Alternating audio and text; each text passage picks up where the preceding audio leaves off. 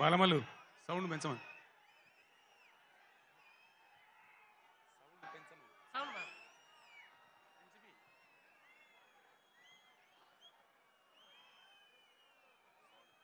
గౌరవనీయులు మన తెలంగాణ శాసనసభ మాజీ స్పీకర్ గారు, ప్రస్తుత బాన్సువాడ శాసనసభ్యులు శ్రీ పోచారం శ్రీనివాసరెడ్డి గారు, గౌరవనీయులు మన తెలంగాణ మాజీ ఉప ముఖ్యమంత్రులు శ్రీ కడియం శ్రీహరి గారు, శ్రీ మహమూద్ అలీ గారు, గౌరవనీయులు కరీంనగర్ ఎమ్మెల్యే శ్రీ గంగుల కమలాకర్ గారు, హుజూరాబాద్ టైగర్ శ్రీ కౌశిక్ రెడ్డి గారు, టైగరేనా,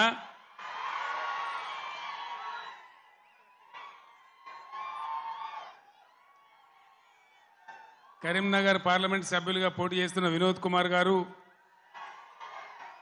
పెద్దపల్లి పార్లమెంట్ సభ్యులుగా పోటీ చేస్తున్న శ్రీ ఈశ్వర్ గారు, 2001లో 17 మే నాడు నాతో పాటు ఇదే స్టేజ్ మీద ఉన్న పెద్దలు గౌరవనీయులు మాజీ పార్లమెంట్ సభ్యులు శ్రీ కెప్టెన్ లక్ష్మీకాంతారావు గారు,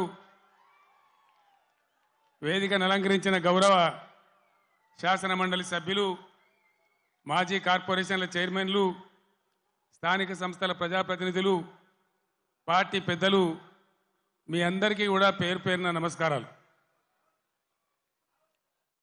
సభలో ఆసీనులైనటువంటి అన్నదమ్ములకు, అక్క చెల్లెలకు నా నమస్కారాలు.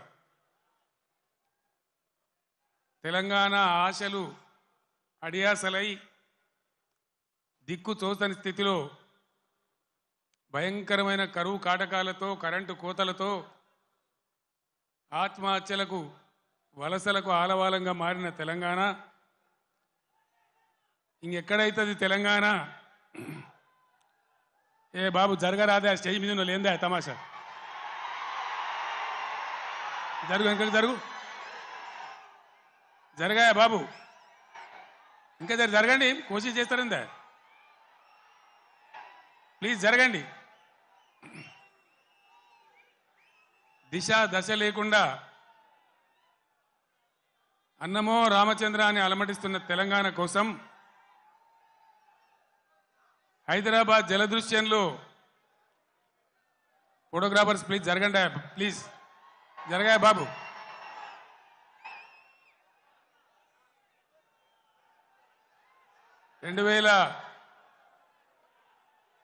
కపిల్ జరుగు,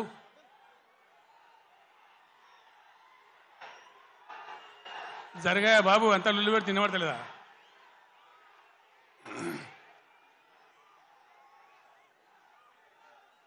అయితే ఆ రోజు ఎవరికి కూడా విశ్వాసం లేదు.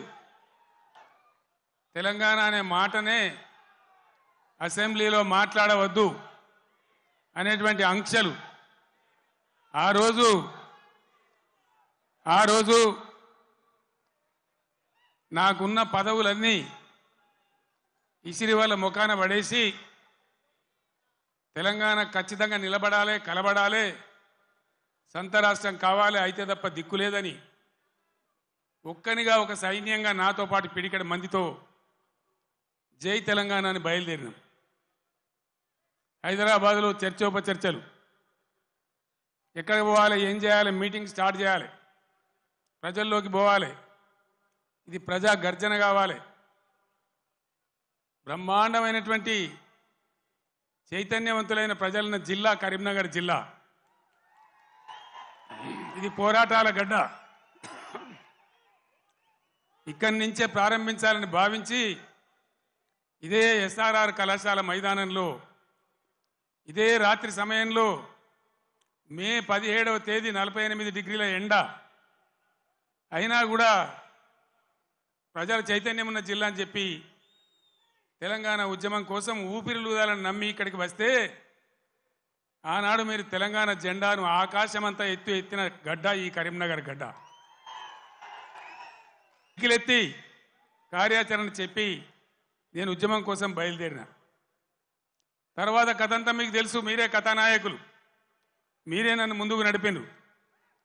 కానీ కాంగ్రెస్ పార్టీ ఎటువంటి పార్టీ? నువ్వెక్కడిదోయా, మాతో నువ్వు గెలిచినావు కేసీఆర్, అసలు నీకు లెక్కేంది, నీ బిషాదేంది అని మాట్లాడితే ఆనాడున్న కేంద్ర మంత్రి పదవిని ఎంపీని కూడా నేలకేసి కొట్టి రారా నా కొడుక కరీంనగర్ కన్నా నేను మళ్ళీ ఇక్కడికి వచ్చిన. ఎన్ని కోట్లు ఖర్చు పెట్టినరో, ఎన్ని మాయోపాయాలు చేసినరో, మొత్తం రాష్ట్ర ప్రభుత్వం ఎన్ని గింగిరాలు కొట్టిందో మీకు తెలుసు నాకంటే ఎక్కువ. కానీ బ్రహ్మాండంగా మళ్ళొక్కసారి ఇది పదునైన కరీంనగర్ గడ్డ బిడ్డ, ఇది తెలంగాణ అడ్డా అనే పద్ధతిలో 2.5 లక్షల మెజార్టీతో నన్ను గెలిపించి మరొక్క మారు తెలంగాణ చైతన్యాన్ని చాటిన గడ్డ ఈ కరీంనగర్ గడ్డ. రాజకీయాలలో పరిణామాలు జరుగుతుంటాయి.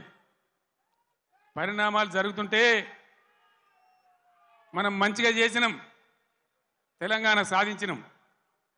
నేను మీకు ఒకటే మాట మనవి చేస్తా ఉన్నా, కొన్ని సందర్భాలలో అత్యాశకో దురాశకో లేదా మరో రకంగానో ప్రజలు మోసపోతారు.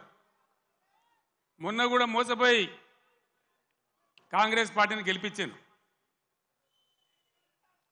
ఈరోజు 3 నెలల లోపలనే 100 రోజుల్లోనే ప్రజలు ఏం జరుగుతుందో మీకు తెలుసు. మీరందరు గ్రామాలలో ఉంటారు. ఏం మాట్లాడతామంటే మేము ఎక్కువ ఇస్తాం, మీకు 6 సందమామలు పెడతాం, 7 సూర్యులు పెడతాం అని మాట్లాడింది. రైతు బంధు 15,000 వేస్తాం, కళ్యాణ లక్ష్మికి తులం బంగారం కల్పిస్తాం. ఇవాళ నోటికి మొక్కాలే 420 హామీలు ఇచ్చిండ్రు, బయలుదేరిండ్రు. ఇవాళ ఏం మాట్లాడుతుండ్రు? రైతు బంధు అడిగితే చెప్పుతోను కొడతామంటాడు ఒక మంత్రి. నేను చెప్పిన బిడ్డ, రైతుల చెప్పులు చాలా బందోబస్తుంటాయి, దబ్బన వాళ్ళు అదే పనికెత్తుకుంటే ఏమవుతుంది మీ గతి అని కూడా నేను చెప్పిన. బందోబస్తు ఉండే ఆ రైతుల చెప్పులు. మంత్రిగా ఉన్న వ్యక్తి రైతు బంధు అడిగితే చెప్పుతోను కొట్టుకుంటాడు. ఇంకెవడో సన్నాసిగాడు కూడా అంటాడు. అంటే ఏందన్నట్టు? ఇప్పుడు ఇన్న ముఖ్యమంత్రి ఆయనను 6 గ్యారెంటీలు ఇవ్వయా, కరెంట్ ఎందుకు మాయమైందా, నీళ్ళు ఎందుకు మాయమవుతున్నాయని అడిగితే ఆయన నేను పండబెట్టి తొక్కుతా, పేగులు మెడలేసుకుంటా, పెండ ముఖానికి రాసుకుంటా, చీరుతా సంపుతా,